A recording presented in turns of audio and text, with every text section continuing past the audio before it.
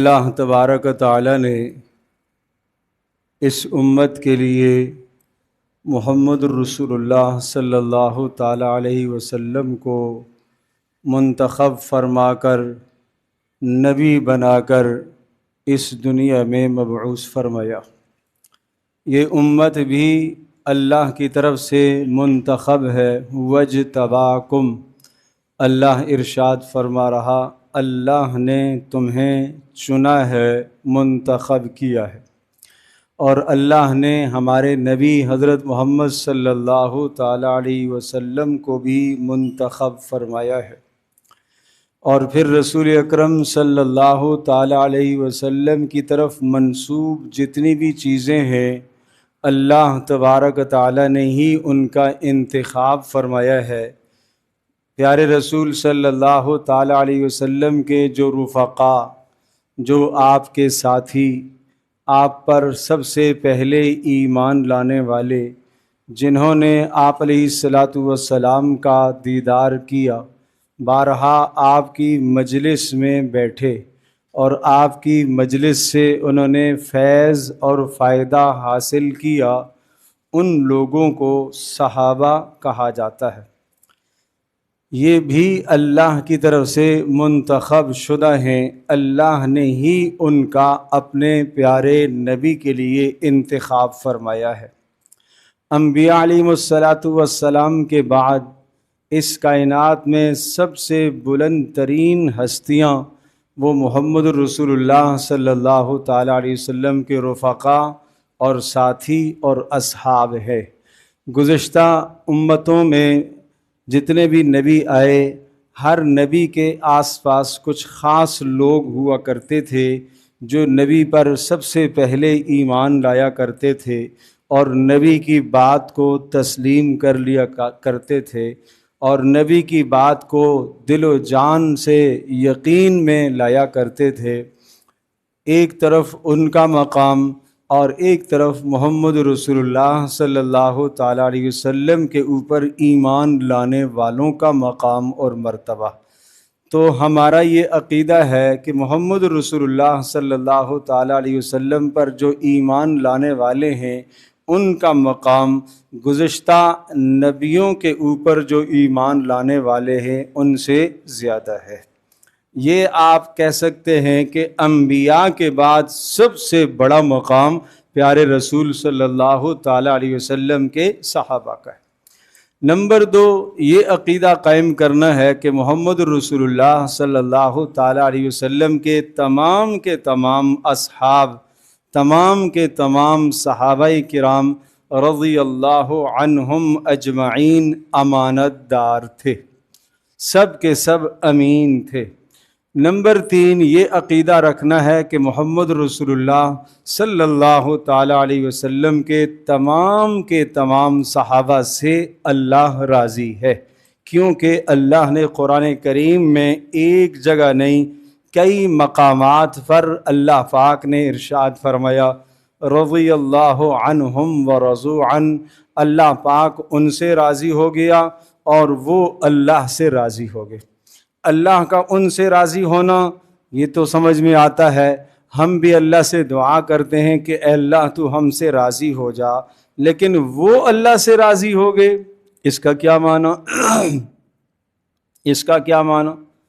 جیسا کہ ہم دعاؤں میں یہ دعا کر سکتے ہیں، اور یہ دعا حدیث میں بھی آئی ہے، اے اللہ تو ہم سے راضی ہو جا اور ہمیں اپنے آپ سے راضی کر لے، ہمیں اپنے آپ سے راضی کر لے۔ یہاں پر بھی اسی طرح سے کہ اللہ تبارک و تعالی صحابہ کرام سے راضی ہیں اور صحابہ بھی اللہ سے راضی ہوئے۔ اس کا معنی یہ ہے کہ اللہ کے ہر فیصلے پر تنگی، تکلیف، مصیبت، مشقت، پریشانی، تکلیف، بیماری، دکھ، درد، جس حال میں جس صحابی کو اللہ نے رکھا، وہ صحابی اللہ پاک کے اس فیصلے پر راضی ہے۔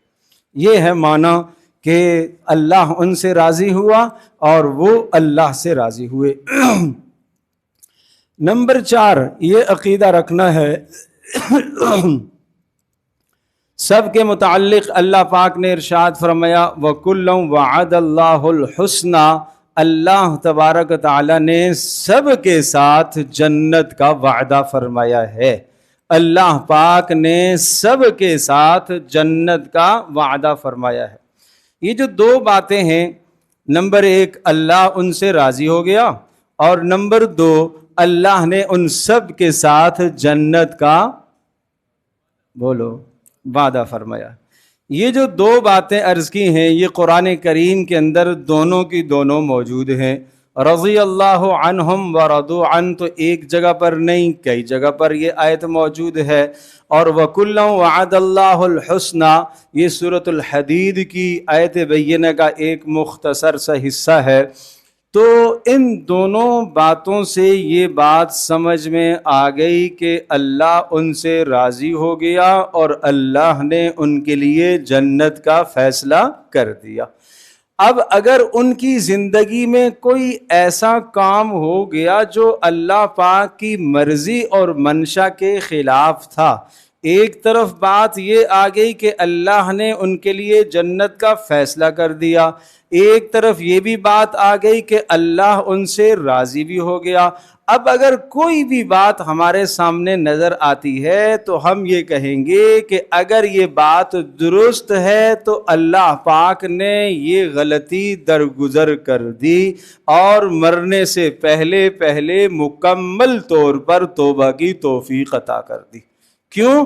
اس لیے کہ اللہ کہہ رہا ہے کہ اللہ ان سے راضی ہو گیا، اللہ یہ کہہ رہا ہے کہ ان کے ساتھ جنت کا وعدہ ہے، تو جنت کا وعدہ تو اسی کے ساتھ ہے کہ جس سے اللہ راضی ہے، اور جنت کا وعدہ اسی کے ساتھ ہے کہ جس کی زندگی کے اندر گناہ موجود نہ ہو، نیکیاں ہی نیکیاں ہیں، اس کے لیے اللہ پاک نے جنت کا فیصلہ فرمایا۔ تو لہٰذا اچھی طرح سے یہ بات دل و دماغ میں بیٹھا دیجئے کہ اگر کوئی بھی تاریخی بات ہمارے سامنے آتی ہے، یا کوئی بھی ایسا لٹریچر ہمارے سامنے آتا ہے، یا کوئی بھی ایسی پوسٹ ہمارے سامنے آتی ہے، یا کوئی بھی ایسی خبر ہمارے سامنے آتی ہے کہ جس خبر سے، جس پوسٹ سے، یا جس کسی بھی تحریر سے، یا جس شخص کی کسی بھی تقریر سے محمد رسول اللہ صلی اللہ تعالیٰ علیہ وسلم کے کسی بھی صحابی پر قدغن لگتا ہو، ان پر عیب لگتا ہو، ان پر نقص آتا ہو، ان کی تنقیص اور توہین لازم آتی ہو، تو میں عرض کر رہا ہوں ایک طرف یہ تحریر، ایک طرف یہ تقریر، ایک طرف یہ پوسٹ، ایک طرف یہ بیان، اور ایک طرف اللہ پاک کی طرف سے دو فیصلے کہ اللہ نے ان سب کے ساتھ جنت کا فیصلہ کر دیا اور اللہ پاک ان سب سے کیا ہو گیا؟ راضی ہو گیا۔ تو پھر اس کی کوئی اہمیت نہیں رہی، اس کی کوئی اہمیت نہیں رہی۔ اس کی مثال ایسی ہی ہے کہ اگر مثال کے طور پر کوئی آدمی اپنے باپ کی کسی بات کو کسی بھی موقع پر نہیں مان پاتا، اور وہ اس کا نہ ماننا بغاوت کی وجہ سے نہیں ہے، وہ نہ ماننا نافرمانی کی وجہ سے نہیں ہے، وہ نہ ماننا اپنی کسی بشری تقاضے کی وجہ سے باپ کی بات کو پورا نہیں کر پایا، باپ نے پھر بھی درگزر کر دیا، 100% درگزر کر دیا، اور نہ صرف درگزر کر دیا بلکہ اسے سینے سے لگا لیا، گلے سے لگا لیا۔ اب کوئی دوسرا بیٹا یہ نہیں قدغن لگا سکتا کہ آپ نے یہ کیا تھا، جو ہوا وہ باپ نے کیا کر دیا؟ درگزر کر دیا۔ اسی طرح سے صحابہ کرام رضی اللہ عنہم اجمعین کے متعلق ہمیں یہ نظریہ اور عقیدہ قائم کرنا ہے کہ یہ محفوظ عن الخطا ہیں، معصوم عن الخطا نہیں ہیں۔ محفوظ کا معنی اللہ تبارک تعالیٰ نے ان کی حفاظت فرمائی ہوئی، اور یہ خود بھی گناہوں سے مکمل طور پر بچنے والے۔ ایک ہوتا ہے معصوم، جیسا کہ نبی ہوتا ہے، نبی معصوم ہوتا ہے۔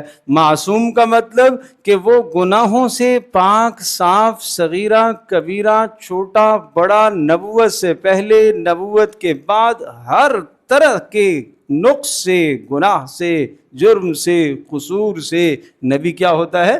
پاک ہوتا ہے، پاکیزہ ہوتا ہے، معصوم ہوتا ہے۔ مگر نبی کے علاوہ کوئی بھی مخلوق، چاہے وہ اہل بیت ہوں، چاہے وہ حضرت علی رضی اللہ تعالی عنہ ہوں، چاہے حضرت حسن ہو، چاہے حضرت حسین ہو، یا حضرت فاطمہ ہو رضی اللہ تعالی عنہم اجمعین، ان سب کے لیے رضی اللہ عنہم اجمعین تو ہے، مگر یہ معصوم نہیں کہلائیں گے، کیونکہ معصوم کون ہے؟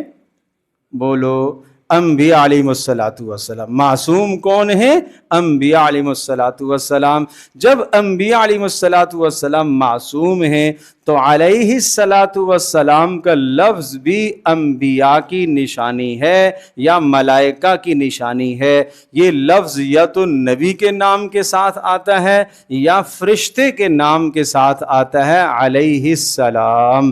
اور صحابہ کرام رضی اللہ عنہم اجمعین، چاہے ابوبکر صدیق ہوں، چاہے عمر فاروق ہوں، چاہے عثمان ذو النورین ہوں، چاہے علی المرتضیٰ ہوں، چاہے حضرت حسن ہوں، چاہے حسین ہوں، خواہ حضرت فاطمہ ہوں، سب کے ساتھ کیا لگے گا؟ رضی اللہ عنہم۔ رضی اللہ عنہم، ایک ہے تو رضی اللہ عنہ، اور بہت زیادہ ہیں، سب ہیں تو رضی اللہ عنہم۔ علیہ السلام کا لفظ حضرت علی کے ساتھ نہیں لگائیں گے، علیہ السلام کا لفظ حضرت حسن کے ساتھ نہیں لگائیں گے، علیہ السلام کا لفظ حضرت حسین کے ساتھ نہیں لگائیں گے، علیہ السلام کا لفظ حضرت فاطمہ کے ساتھ نہیں لگائیں گے۔ امام ابو حنیفہ رحمۃ اللہ علیہ، کیا معنی ہے اس کا؟ رحمت اللہ علیہ کا مطلب اللہ ان پر رحمت فرمائے۔ تو یہ جو لفظ میں نے ان کے لیے دعائیہ کلمہ کہا ہے، ان کے لیے اس لفظ پر کوئی اعتراض تو نہیں ہے نا کہ آپ نے امام ابو حنیفہ رحمۃ اللہ علیہ کو دعا کیوں دی؟ بھائی تو دعا دی تو اچھی بات ہے۔ تو امام ابو حنیفہ رحمۃ اللہ علیہ، اگر ان کے ساتھ میں یہ کہوں امام ابو حنیفہ رضی اللہ عنہ، تو اس کا مطلب کیا ہوا؟ یہ لفظ میں کہہ رہا ہوں ان کو دعا دے رہا ہوں، جس طرح سے یہ لفظ کہہ رہا ہوں کہ اللہ ان پر رحم فرمائے، اسی طرح سے میں یہ کہہ رہا ہوں کہ اللہ ان سے راضی ہو جائے۔ اس اعتبار سے تو کوئی مسئلہ نہیں۔ لیکن آپ یہ کہیں گے امام ابو حنیفہ صحابی تو نہیں ہے، میں کہوں گا ہاں صحابی تو نہیں ہیں، تو پھر آپ مجھ سے پوچھیں گے کہ رضی اللہ کا لفظ آپ نے کیوں لگایا؟ تو میں کہوں گا جی ہاں آئندہ احتیاط کروں گا، غلطی سے ہو گیا تو ہو گیا، مگر آئندہ کیوں؟ اس لیے کہ تاکہ سننے والا کسی شک شبہے میں مبتلا نہ ہو جائے، اس لیے کہ رضی اللہ پہچان ہے کس کی؟ صحابی کی، اور رحمہ اللہ پہچان ہے اللہ کے ولیوں کی، بزرگوں کی، اور علیہ السلام پہچان ہے کس کی؟ اللہ کے نبیوں کی۔ تو یہ بنیادی طور پر یہ عقیدے ذہن نشین فرمایا کرے۔ عقیدہ کس کو کہتے ہیں؟ عقیدہ وہ بنیاد ہوتی ہے جو آپ کے دل و دماغ میں ایسی نقش ہو جائے، ایسی نقش ہو جائے، ایسی نقش ہو جائے، وہ بات ایسی پتھر پر لکیر ہو کہ وہ پتھر سے لکیر مٹ جائے، مگر میرے دل میں جو عقیدہ ہے وہ نہ مٹے۔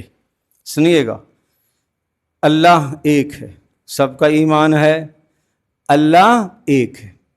اگر کوئی آدمی ایسی کنڈیشن میں آ جائے، ایسی حالت میں آ جائے کہ کوئی آدمی اس پر گن رکھ دیتا ہے اور یہ کہتا ہے کہ اللہ ایک نہیں ہے، اب اتنی گنجائش ہے کہ اگر وہ زبان سے یہ بول دے کہ ہاں تو ٹھیک کہہ رہا ہے، مگر دل کے اندر تو وہ نہیں دیکھ سکے گا نا جھانک کر، وہ تو زبان سے سن کر فیصلہ کر دے گا اور گن پیچھے کر لے گا۔ آپ نے کہا ہاں تو ٹھیک کہہ رہا ہے، مگر آپ کے دل میں یہ بات موجود ہے کہ ہاں اللہ ایک ہے، یہ غلط کہہ رہا ہے، میں صرف جان بچانے کے لیے ایسا کر رہا ہوں، تو قرآن کریم نے اس کی اجازت دی ہے کہ اپنی جان بچانے کے لیے زبان سے یہ لفظ بول دو، مگر دل میں موجود ہونا چاہیے کہ اللہ ایک ہے، دل میں موجود ہونا چاہیے کہ اللہ ایک ہے، دل میں موجود ہونا چاہیے کہ اللہ، اور اگر دل سے بھی نکل گیا ایمان ختم، پھر ایمان نہیں بچے گا۔ اچھا، دل میں اگر شک آ گیا کہ پتہ نہیں ہے کہ نہیں ہے، ایک ہے کہ نہیں، شک آ گیا تب بھی ایمان ختم۔ ایمان اتنی حساس دولت ہے۔ آپ صاف اور شفاف پانی آپ نے ڈالا ہے، اس پانی کے اندر اگر ذرہ سی آمیزش کسی اور شے کی میں نے کر دی ہے، یا اسی طرح سے آپ یوں سمجھ لیجئے کہ اس میں کوئی شراب کا قطرہ اللہ نہ کرے گر جائے، کوئی نجاست کا قطرہ گر جائے، تو آپ یہ کہیں گے یہ سارا کا سارا پانی خراب ہو گیا۔ اسی طرح سے عقیدہ وہ بنیاد ہے کہ اس میں ذرہ سا بھی شک آ گیا تو بس ایمان کی عمارت ڈہ جاتی ہے، شک کی گنجائش نہیں۔ اس لیے میرے عزیز دوستو، میں یہ بات اس لیے کہہ رہا ہوں کہ جب آپ کے سامنے مختلف قسم کی تحریرات، مختلف قسم کے جناب تقاریر اور مختلف قسم کی باتیں آتی ہیں تو کبھی شک میں ہم پڑ جاتے ہیں، وسوسوں میں آ جاتے ہیں، پتہ نہیں یہ صحیح کہہ رہا ہے، ہاں کچھ صحیح کہا ہوگا اس نے، اتنی جو باتیں آئی ہیں۔ نہیں میرے عزیز دوست، قرآن کریم ایک طرف یہ کہہ رہا ہے کہ سب کے سب صحابہ جنتی، ایک طرف یہ کہہ رہا ہے کہ اللہ ان سب سے راضی ہو گیا۔ اب ادھر ہزاروں باتیں آ جائیں، ہزاروں آ جائیں، لاکھوں آ جائیں، ہم نے کسی کو بھی تسلیم نہیں کرنا، کیونکہ قرآن کہہ رہا ہے کہ اللہ ان سے راضی ہو گیا، وہ اللہ سے راضی ہو گئے۔ قرآن کہہ رہا ہے کہ اللہ تبارک تعالیٰ نے ان سب کے ساتھ کیا کر دیا؟ جنت کا فیصلہ کر دیا۔ تو یہ بنیادی باتیں ذہن میں رکھنی چاہیے، اور اگر یہ نہیں رکھیں تو یہ ایمان تذبذب میں ہے، ایمان شک اور شبہے میں ہے، تو اس ایمان کا اعتبار نہیں۔ پیارے رسول صلی اللہ تعالیٰ علیہ وسلم کے ان جان نثاروں میں حضرت عثمان ذو النورین رضی اللہ تعالیٰ عنہ کا نام آتا ہے۔ ان کا تذکرہ خاص طور پر اس لیے کر رہا ہوں کہ 18 ذی الحجہ ان کی یوم شہادت ہے۔ اتنی بات معلوم ہونی چاہیے، تاریخ کی کچھ چیزیں ان کی سیرت اور منقبت سے متعلق معلوم ہونی چاہیے، اور پھر وہ باتیں خاص طور پر جو حضرت عثمان رضی اللہ تعالی عنہ کے متعلق پیارے رسول صلی اللہ تعالی علیہ وسلم نے، یعنی نبوت کی زبان سے جو کچھ حضرت عثمان کے حق میں صادر ہوا، اس میں سے کچھ باتیں عرض کرتا ہوں۔ پیارے رسول صلی اللہ تعالی علیہ وسلم نے جیش عسرہ غزوہ تبوک جب واقع ہونے والا تھا، آن حضرت صلی اللہ تعالی علیہ وسلم نے اپنے تمام کے تمام اصحاب سے اپیل فرمائی کہ اس وقت ہم روم سے لڑنے کے لیے جا رہے ہیں، اور شدید ترین گرمی کا موسم ہے، اسباب کی قلت ہے، اور ہر آدمی کے پاس جو گنجائش ہے اللہ کی رضا کے لیے اللہ کے راستے میں مال خرچ کرے۔ آپ نے ایک مرتبہ ممبر سے ترغیب دی۔ حضرت عثمان رضی اللہ تعالیٰ عنہ کھڑے ہوئے، انہوں نے ارشاد فرمایا، اللہ کے رسول 100 اونٹ سامان سے لدے ہوئے میں اللہ کی راہ میں پیش کرتا ہوں۔ پیارے رسول صلی اللہ تعالیٰ علیہ وسلم نے پھر ترغیب دی، پھر آپ نے ارشاد فرمایا، اور لوگ بھی اپنی اپنی حیثیت کے مطابق تیار ہوئے۔ حضرت عثمان رضی اللہ تعالی عنہ پھر کھڑے ہوئے، انہوں نے کہا، اللہ کے رسول 200 اونٹ سامان کے ساتھ لدے ہوئے میں اللہ کی راہ میں دیتا ہوں۔ رسول پاک صلی اللہ تعالی وسلم کا چہرہ انور کھل گیا، خوش ہو گئے آپ علیہ الصلوۃ والسلام۔ پھر آپ نے تیسری مرتبہ اپیل فرمائی تو حضرت عثمان رضی اللہ تعالی عنہ پھر کھڑے ہوئے، ارشاد فرمایا، اللہ کے رسول 300 اونٹ اللہ کی راہ میں سامان کے ساتھ لدے ہوئے میں پیش کرتا ہوں۔ رسول اکرم صلی اللہ تعالی علیہ وسلم ممبر سے نیچے اترے، حضرت عبد الرحمن بن خباب رضی اللہ تعالی عنہ ارشاد فرماتے ہیں کہ رسول پاک صلی اللہ علیہ وسلم جب نیچے اترے اور آپ کی زبان مبارک پر یہ جملہ موجود تھا، ما ضر عثمان ما عمل بعدہ، آج کے بعد عثمان نے کچھ بھی خطا کی تو یہ جو کچھ اس نے کر لیا یہ سب اس کی اس خطا کا کفارہ بن جائے گا۔ آج کے بعد عثمان کو اس کا کوئی عمل نقصان نہیں پہنچائے گا۔ پھر بات یہاں تک بس نہیں ہے، اللہ تبارک تعالیٰ کے اس بندے کو دیکھیے اور پیارے رسول صلی اللہ تعالیٰ علیہ وسلم کے ساتھ عشق اور محبت کو دیکھیے۔ پیارے رسول صلی اللہ تعالیٰ علیہ وسلم کی طرف سے بے قراری اس موقع کی دیکھی نہیں گئی۔ حضرت عثمان رضی اللہ تعالیٰ عنہ نے اعلان تو 300 کا فرمایا، مگر 1000 اونٹ سامان سے لدا ہوا اس غزوے پر حضرت عثمان نے پیش فرمایا، اور اس پر آیت نازل ہوئی، اللہ ان سے راضی ہوا، الذین اتبعوہ فی ساعۃ العسرہ، جنہوں نے تنگ وقت میں محمد رسول اللہ صلی اللہ علیہ وسلم کی مدد کی، اور یہ تنگ وقت تبوک کا تھا۔ پھر یہاں تک بس نہیں ہے، حضرت عبد الرحمن فرماتے ہیں کہ ہم نے دیکھا حضرت عثمان رضی اللہ تعالی عنہ آئے اور اپنی آستین کے اندر ایک تھیلی رکھی ہوئی تھی، اور وہ تھیلی رسول پاک صلی اللہ علیہ وسلم کے سامنے لا کر ڈھیر کر دی، اور اس تھیلی میں 1000 دینار تھے۔ دینار سونے کا سکہ ہوتا ہے بھائی، دینار سونے کا سکہ ہوتا ہے، 1000 دینار تھے، اور رسول پاک صلی اللہ تعالی علیہ وسلم نے اپنے دونوں چلوؤں میں ان دیناروں کو یوں لیا، ایسے اچھال رہے تھے، آپ ایسے کر رہے تھے، اور وہی جملہ آپ بول رہے تھے، ما ضر عثمان ما عمل بعدہ، آج کے بعد عثمان نے جو کچھ بھی کیا اسے کوئی ضرر نہیں ہوگا۔ یہ بات تاریخ کی نہیں بتا رہا ہوں، یہ بات محمد رسول اللہ صلی اللہ علیہ وسلم کی مبارک زبان سے نکلی ہوئی بات کہہ رہا۔ امام ترمذی رحمۃ اللہ علیہ نے اپنی سنن میں اس حدیث کو درج فرمایا ہے۔ کتنی بلند بات ہے، کتنا بلند مقام ہے، اور کتنا رسول پاک صلی اللہ تعالیٰ علیہ وسلم کے ساتھ لگاؤ ہے کہ آپ علیہ الصلاۃ والسلام کا ارشاد مبارک اور اس ارشاد کی تعمیل کے لیے اپنا کتنا مال پیش فرمایا۔ آپ علیہ الصلاۃ والسلام جب ہجرت فرما کر مدینہ طیبہ تشریف لائے، اور مدینہ کے اندر ایک کنواں تھا، بیر روما اس کا نام تھا، اور وہ آج تک بھی وہاں پر موجود ہے، اور اس کنویں کے آس پاس باغ ہے، اور وہ باغ اسی کنویں سے سیراب ہوتا ہے۔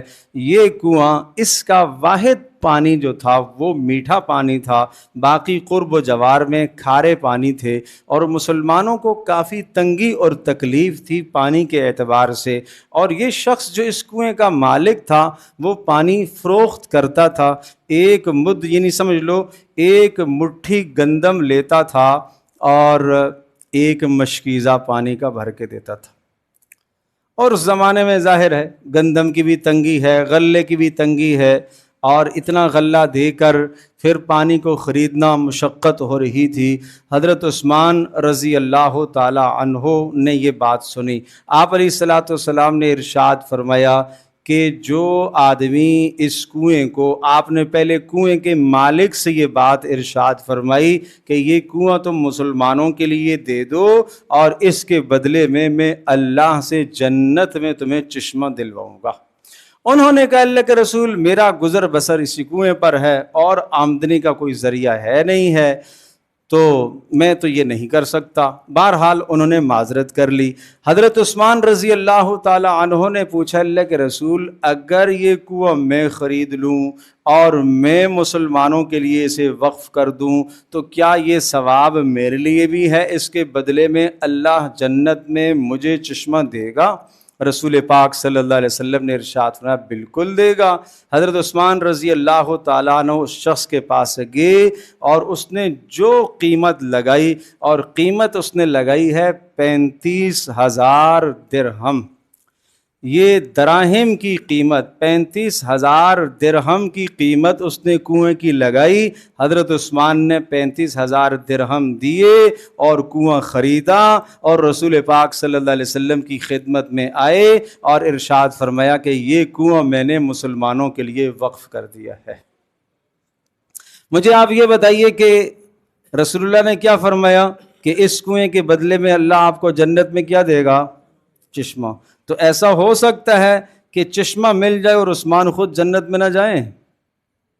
بولو، ایسا تو نہیں ہو سکتا۔ اللہ کے فیصلے، اللہ کے فیصلے۔ کیا ہی زندگی تھی، سخاوت مت پوچھئے، ختم تھی ان پر۔ آخری بات، ایک مرتبہ حضرت ابوبکر صدیق رضی اللہ تعالیٰ عنہ کے دور خلافت میں مدینہ میں قحط آ گیا، تنگی ہو گئی، رزق کی تنگی ہو گئی، حالات آتے رہتے تھے۔ شام سے ایک قافلہ حضرت عثمان کا، تجارتی قافلہ تھا حضرت عثمان کا، شام سے 1,000 اونٹوں کا قافلہ شام سے مکمل غلے سے لدا ہوا وہ مدینہ پہنچنے لگا۔ تاجر سارے کے سارے حضرت عثمان کے گھر میں پہنچتے ہیں اور حضرت عثمان سے کہتے ہیں کہ بھائی یہ سنا ہے آپ کا شام سے بڑا قافلہ آ رہا ہے، تو لہٰذا یہ ہمیں فروخت کر دو تاکہ ہم اپنی مرضی سے یہاں غلہ بیچیں۔ ہر آدمی نے اپنی اپنی بولی لگائی۔ حضرت عثمان رضی اللہ تعالیٰ عنہ نے پوچھا آپ لوگ کیا مجھے دیں گے؟ تو ایک نے یہ کہا کہ 10 کے بدلے میں 12 دوں گا، دوسرے نے کہا کہ نہیں میں تو آپ کو 14 دوں گا۔ حضرت عثمان نے کہا کہ مجھے تو اس سے بھی زیادہ مل رہے ہیں۔ ایک تیسرے نے کہا کہ میں 10 کی جگہ پر آپ کو 15 دوں گا، 15۔ حضرت عثمان رضی اللہ تعالی عنہ نے ارشاد فرمایا کہ نہیں نہیں، مجھے اس سے بھی زیادہ اور بہتر مل رہا ہے، اور میں نے جس کو بیچا ہے وہ مجھے اس سے زیادہ نفع دے رہا ہے۔ سارے کے سارے تاجر ایک دوسرے کو دیکھنے لگے کہ بڑے بڑے تاجر وہ سارے یہیں بیٹھے ہیں، آخر عثمان کو اس سے بڑی قیمت کون دے رہا ہے؟ تو حضرت عثمان رضی اللہ تعالی عنہ نے ارشاد فرمایا مجھے اللہ 1 کے بدلے میں 10 عطا کر رہا ہے، مجھے اللہ 1 کے بدلے میں 10 دے رہا ہے۔ یہ 1,000 اونٹوں کا سارا قافلہ میں نے مسلمانوں کے لیے وقف کر دیا ہے، اس کا بدلہ میں اپنے اللہ سے لوں گا۔ یہ میں نے سب وقف کر دیا ہے اور اعلان کر دیا کہ جس کے گھر میں جو حاجت اور ضرورت ہو وہ یہاں سے پوری کرے اور ضرورت کے مطابق مال لے کے جاؤ۔ تو میرا عزیز دوستوں اور بزرگوں، اس سے ایک سبق ہمیں یہ ملتا ہے کہ کسی کی مشکل میں، کسی کی مجبوری سے بھی ہمیں فائدہ نہیں اٹھانا چاہیے۔ کسی کی مشکل سے، کسی کی مجبوری سے بھی ہمیں فائدہ نہیں اٹھانا چاہیے۔ قریب بقرہ عید گزری ہے، منڈیوں کا حال آپ مجھ سے زیادہ جانتے ہو، خریدار بھی تاڑ میں، بیچنے والا بھی تاڑ میں، بیچنے والا بھی دیکھ رہا ہے کہ کہیں میرا داؤ لگ جائے، خریدار بھی دیکھ رہا ہے کہ میرا داؤ لگ جائے، بیچنے والا مال کا ریٹ گرا رہا ہے، جو اصل اس کی خرید ہے اس سے بھی نیچے آ گیا۔ کیوں؟ اسے پتہ ہے کہ اگر آج مال نہیں بکے گا تو کل تو کسی نے نہیں لینا، یہ آ گئی اس کی مجبوری۔ اور ہم جناب پیسے لے کے پہنچ گئے اور ہم خوش لے کر آئے کہ ہم کیا کر رہے ہیں؟ قربانی کر رہے ہیں۔ میرے پیارو، یہ کون سی قربانی ہے کہ کسی کی مجبوری سے اس طرح سے فائدہ اٹھایا جاتا ہے؟ پیارے رسول صلی اللہ علیہ وسلم کا تو دین تو یہ ہے کہ النصح لکل مسلم، ہر مسلمان کے ساتھ خیر خواہی کرو بھائی، ہر مسلمان کے ساتھ بھلائی کا معاملہ کرو۔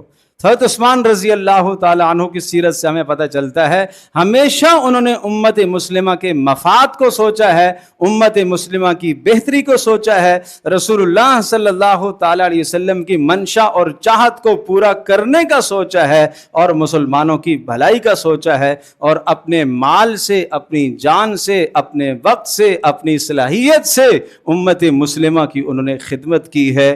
اللہ تبارک و تعالی ہماری طرف سے ان کو بے انتہا اجر عظیم عطا فرمائے۔ جس طرح سے ایک امت کی جانب سے، ایک انسانیت کی جماعت کے جانب سے کسی کو اللہ اجر دیا کرتا ہے، ہماری طرف سے اللہ انہیں بے انتہا اجر عطا فرمائے۔ تو بس یہ درخواست ہے کہ اپنے ذہن کو، دماغ کو، سوچوں کو ان لوگوں کے حوالے سے پاک اور صاف رکھیے گا۔ اور امام شافعی رحمۃ اللہ علیہ کا ایک عجیب جملہ، وہ فرمایا کرتے تھے، بھائی بات یہ ہے کہ اللہ پاک نے ہماری تلواروں کو صحابہ کے خون سے محفوظ رکھا، تو ہمیں اپنی زبانوں کو بھی ان کے اوپر بد کلامی کرنے سے محفوظ رکھنا چاہیے۔ اللہ نے ہماری تلواروں کو ان کے خونوں سے کیا کیا؟ محفوظ رکھا، تو آج ہمیں اپنی زبانوں کو بھی ان کے اوپر بد کلامی کرنے سے کیا کرنا چاہیے؟ محفوظ رکھنا چاہیے اپنی زبانوں کو۔ اللہ اللہ فی اصحابی، آپ نے فرمایا خبردار خبردار میرے صحابہ کے بارے میں اللہ سے ڈرتے رہنا۔ لا تتخذوہ من بعدی غرضا، میرے جانے کے بعد ان کو ہدف مت بنانا، ان کو نشانہ مت بنانا، تنقیس کا نشانہ مت بنانا۔ جو ان سے محبت کرے گا میری وجہ سے کرے گا، اور جو ان سے بغض رکھے گا وہ میری وجہ سے بغض رکھے گا۔ اللہ پاک سمجھنے کی توفیق عطا فرمائے۔